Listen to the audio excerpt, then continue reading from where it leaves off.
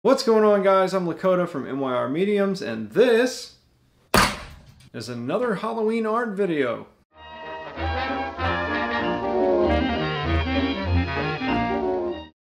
So my last Halloween speed painting video did pretty well by my standards. I'm a smaller YouTuber and I'm not expecting to bring in, 100K views a week with only 300 subscribers.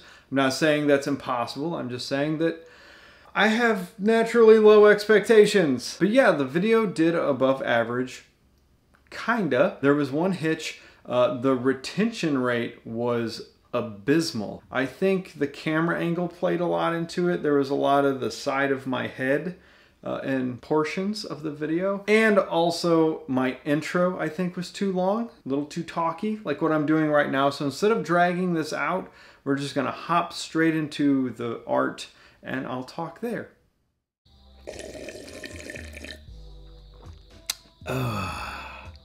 Good morning. It's morning for me, actually. I had so many technical difficulties while I was trying to film this that it just didn't work out, so I had to wake up excessively early to record the audio portion of this. Y'all hear those crickets? Can you hear the crickets in the video? If it's not a loud truck, then it's loud bugs trying to screw up your work when you're editing video. Anyway, okay, so I hope this camera angle works better for everybody. I kind of just figured out my top-down setup. I didn't think that my tripod was capable of this, but turns out I just don't understand the basic functions of many things because perfectly capable of performing this task. So I'm working on heavy cardstock. Normally I would be working on a heavy watercolor paper because watercolor paper saturates better, soaks up the color better. But in the fall, I like breaking out the brown cardstock. Just has a more autumnal feel to it. I've always done my Halloween paintings on brown cardstock. If you're gonna work on cardstock, you have to make sure it's very thick. Otherwise, whenever you paint on it, it's going to bend like crazy. It warps so bad. Even a heavy cardstock is gonna warp a little bit. I've got this taped down directly onto the table. Normally, I like working on a table easel, but for the sake of the camera angle, I'm just working straight on my kitchen table. Work on an easel if you can. It's much better for your back.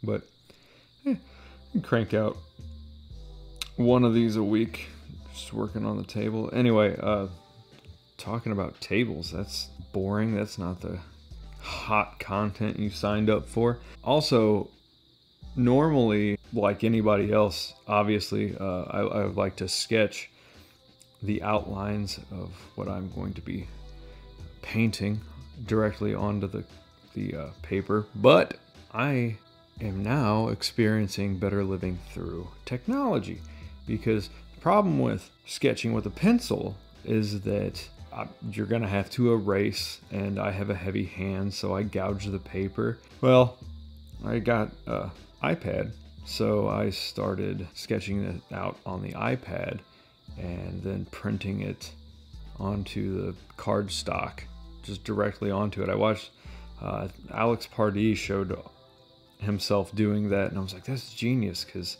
it's so much less waste. So I can get the image exactly how I want and don't have to worry about erase marks and paper gouges, all that stuff. As far as the paints that I'm using, it's watercolor. It's nothing to write home about, honestly. Some of it's cheap and some of it isn't so cheap, but what it's not is expensive. I don't usually buy expensive watercolors. I'll buy expensive acrylics, but I don't know, I've worked with expensive watercolors and I'm sure they're great for some people, but it doesn't suit me. I don't care for it. Anyway, now when it comes to shading, obviously I do all of my line work with markers. I use Faber-Castell markers. They are my favorite line work markers. So I'll do the hash marks to shade, but then I'll go through with a black colored pencil. I used to use charcoal, but sometimes the charcoal can get smudged whenever you're shipping it and handling it. And so I switched over to colored pencil to do the shading. And another reason, one of the other major reasons that I did that is I hate the sound of charcoal on paper. It makes my teeth hurt. The sound of charcoal. I saw there was like a trend where people were cutting and chewing charcoal. Some wackadoodle ASMR thing. And it's just made my skin crawl. I don't know how people can sit and listen to that for 20 minutes. It's just... I see so many art YouTubers talking about like what stuff they use and everything, and I don't know. I'm kind of bored by it, so I didn't want to talk too much about that. Let's talk about you guys ever have insomnia?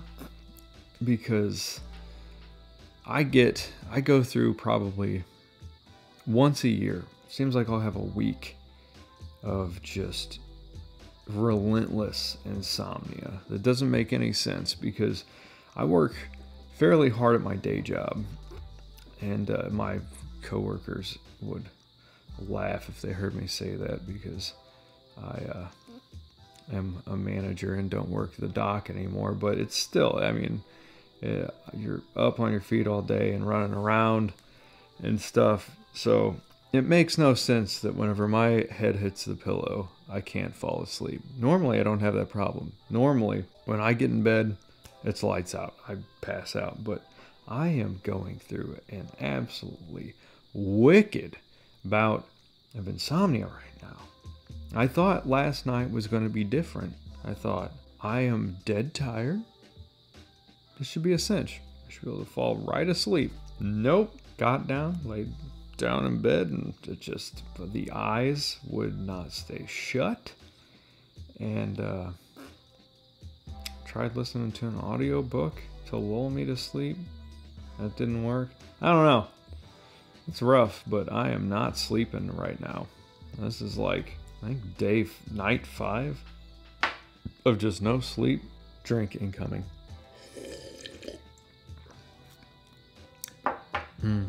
Good stuff. All right, so if you haven't put it together yet, obviously this is a sandworm from Beetlejuice. The title of this painting is Halloween on Desert Planets. So you got the sandworm from Beetlejuice and the Sarlacc pit from Return of the Jedi. I was really wanting to throw, I just saw the trailer for the new Dune movie, and I was wanting to throw one of their sandworms on there, the Shalud, is that what it's called? I don't know. It's been a long time since I've read Dune. Probably even longer since I've seen David Lynch's version of the movie. And I'm going to be completely honest. The new Dune movie looks good. Like, I think I would enjoy it. But I just, there's something about the David Lynch version of Dune. It was a treat. It was a very good movie. I enjoy that movie. Long, but I'm a reader, so I'm used to long media, I guess. I gotta admit, I've been enjoying doing this fan art stuff. I never really messed with it before. There was a couple paintings, but for the most part, most of my artwork comes straight out of my head. But it's been fun trying to do my own version and just silly takes on movies and stuff like that. I'm probably only going to do a handful of these this Halloween, because I've got some other pieces that need to get out of my head and onto paper. But I'd love to hear what you think. Do you want to see more of this? Do you want to see more of my original creations? And if you do want to see more fan art type stuff, what movies? Try to keep the theme spooky for the season. Yeah, let me know. I'd love to hear what people are liking and disliking. Alright guys, before you go, I've added a new segment to my videos. It's a featured artist segment. I want to start doing these weekly because in the past decade I have met so many talented people that have just been friendly, helped me along in my journey, given me pointers, and I want to start doing that for the artists that I've met online in my own community. So this is the first one. This week's featured artist is Mark Gagne of Sudbury, Ontario, Canada. And being the uncultured swine that I am, for the past 4 or 5 years, I had always assumed that his last name was pronounced Gagne. I have Mark to thank for inviting me to my first Facebook art group, which boosted my audience and sales dramatically, so thank you for that, Mark. He is a mixed media illustrator that specializes in the cute and creepy, the strange and macabre, and he is always related more to the outcasts of the world.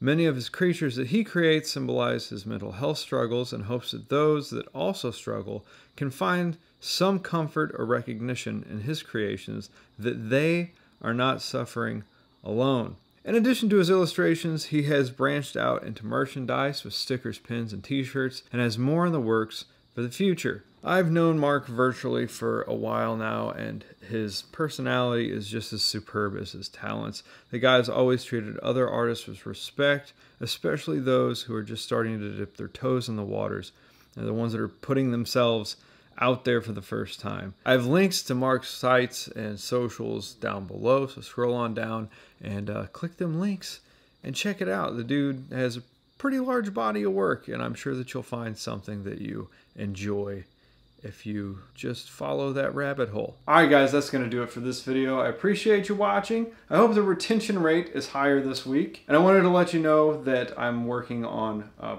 ton of other Halloween art projects and my next speed painting video right now. So, take care of yourself and I'll see you next week. Or later this week. I don't know. I'm a wild card. Whew. That was so stupid. Alright, have a good week. Bye.